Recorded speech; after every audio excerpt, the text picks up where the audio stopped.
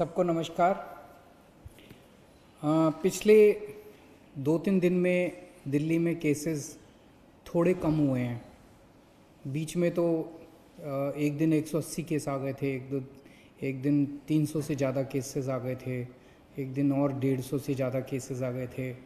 तो बीच में थोड़ी घबराहट बढ़ गई थी कि इतनी तेज़ी से क्या कोरोना बढ़ रहा है दिल्ली के अंदर। लेकिन पिछले 3 दिन में थोड़े से केस कम हुए हैं। अभी इसको और भी कम करना है और मैं अभी भी अगले कुछ दिन में कैसे होता है उस पर डिपेंड करेगा। मैं उम्मीद करता हूँ कि अगले कुछ दिन के अंदर केसेस और कम होंगे बढ़ने की बजाय। कल 67 केस आए थे और कल हमने ये जो 67 केस हैं 2274 सैंपल की टेस्टिंग में 67 केस आए थे। तो इसका मतलब बहुत तेज़ी से अभी नहीं बढ़ने लगा है। भगवान से प्रार्थना करता हूँ कि आने वाले दिनों के अंदर ये और कम हो ताकि अपने को सबको कोरोना से मुक्ति मिल सके। एक मेरी आप लोगों से अपील है, कंटेनमेंट जोन्स जो हैं, जो हमने लॉक कर दिए हैं, सील कर दिए हैं, जो 71 हो गए हैं आज दिल्ली के अंदर, टोटल 71 जोन हो गए हैं कंटेनमेंट के, जो बिल्कुल सील कर देते हैं हम लोग। अंदर से कोई बाहर नहीं जा सकता, बाहर से अंदर नहीं आ सकता। और अंदर भी जो लोग रहते हैं उनको अपने अपने घरों के अंदर रहना होता है, घर के बाहर नहीं निकलना होता। उनकी जो रोज़मर्रा की ज़रूरतें हैं वो हम पूरी कराते हैं।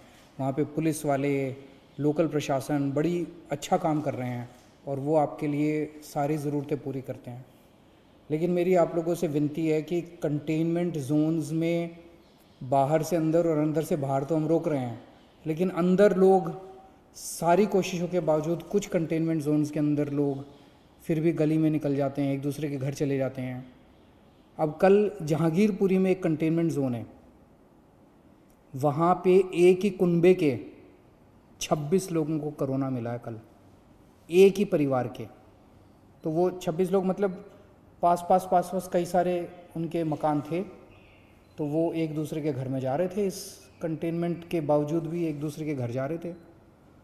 तो मेरी आप लोगों से हाथ जोड़ के विनती है, पूरा देश इस टाइम लॉकडाउन में है। कितनी मुसीबतों का हम सब लोग सामना कर रहे हैं, आप भी कर रहे हैं, सब लोग कर रहे हैं। ऐसे में अगर आप अनुशासन नहीं बरतेंगे तो आपको ही तकलीफ़ होगी। आपकी जान की चिंता है हम लोगों को, आपकी ज़िंदगी की चिंता है हम लोगों को। इसीलिए मैं आप लोगों से अपील कर रहा हूँ। अब बताओ, एक ही परिवार के 26 लोगों को कोरोना हो गया तो अच्छी बात तो नहीं है। मैंने पहले भी कई बार कहा था, आपको कोरोना होगा कि नहीं होगा ये आपके ऊपर निर्भर करता है। अपने को बचा के रखोगे तो कोरोना नहीं होगा, और ढील दे दोगे तो कोई नहीं बचा सकता। और अगर किसी के मन में ये हो ना कि मेरे को तो कोरोना नहीं होगा, ये भूल जाओ। ये कोरोना ना तो बहुत बड़े किसी मंत्री को छोड़ता और ना चपरासी को छोड़ता। इससे कोई नहीं बच सकता। कोई धर्म, कोई जाति, कोई अमीर, कोई गरीब, कोई नहीं बचा हुआ। तो कोई इस गलत फहमी में मत रहना कि मेरे को तो कोरोना नहीं हो सकता। कहीं किसी को भी हो सकता है और कहीं से भी आ सकता है, पता भी नहीं चलेगा। तो अपने आप को बचा के रखो। अगर कहीं पे कंटेनमेंट सरकार ने कराया तो सोच समझ के कराए, कम से कम वहाँ तो एकदम बहुत सख्ती के साथ अपने घर के अंदर हो।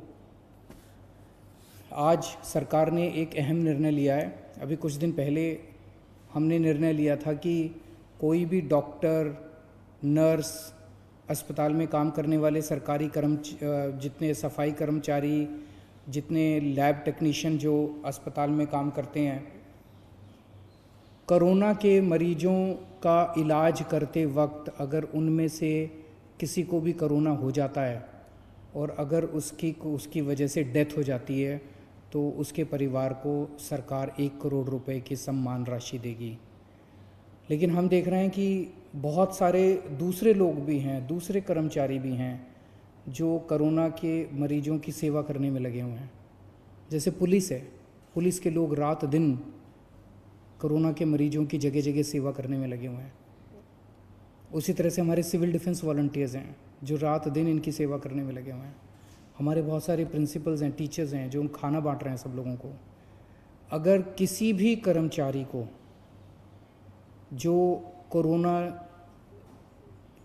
के लोगों की सेवा कर रहे हैं और सेवा करने की वजह से उनको भी कोरोना हो जाता है और कोरोना होने की वजह से उनकी डेथ हो जाती है, तो सभी कर्मचारियों के ऊपर अब ये स्कीम लागू की जा रही है कि मरणोपरांत उनके परिवार को 1 करोड़ रुपए की राशि दी जाएगी। आज एक ऑटो ड्राइवर का फ़ोन आया, बहुत भाव विभोर हो रहा था, गला उसका बिल्कुल भरा हुआ था। मैंने पूछा क्या हुआ? बोला जी मेरे अकाउंट में 5,000 रुपये आ गए। और बोला कि मैं समझ नहीं आ रहा आपका किस शब्दों में शुक्रिया अदा करूं। कहता है कि किसी सरकार ने ड्राइवरों का ख्याल नहीं रखा, इतनी मुसीबत की घड़ी में आपने हमारा ख्याल रखा, आपने हमको याद किया। मैं किसी पे एहसान नहीं कर रहा, ये पैसा मेरा नहीं है, ये आप ही का पैसा है, आप ही के काम आना चाहिए और मेरा ये फ़र्ज़ बनता है जो कुछ मैं कर रहा हूँ।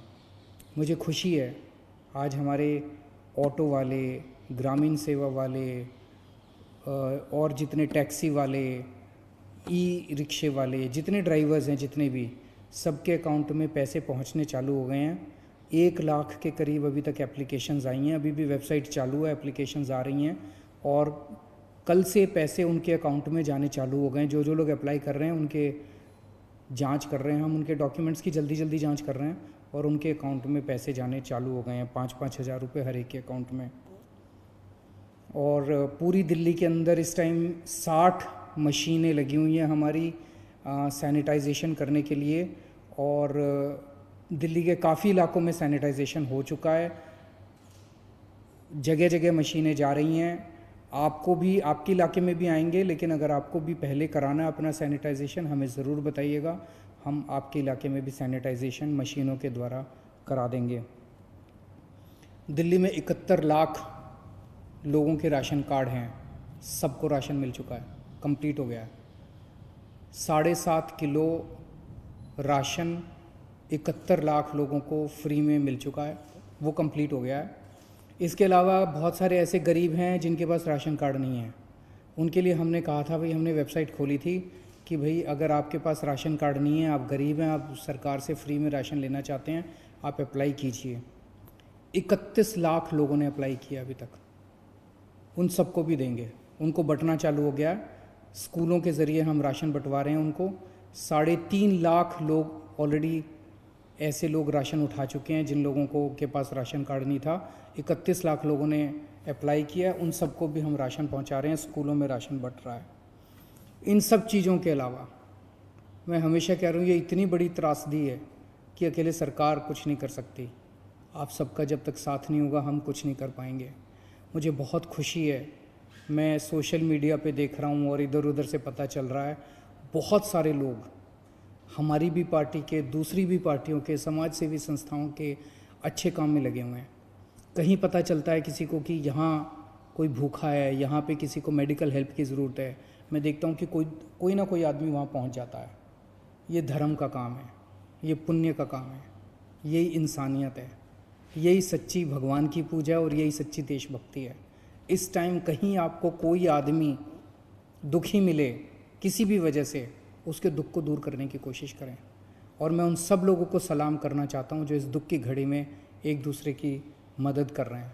और मैं भी 24 घंटे आपकी सेवा में हाजिर हूँ, 24 घंटे रात दिन हम लोग लगे हुए हैं।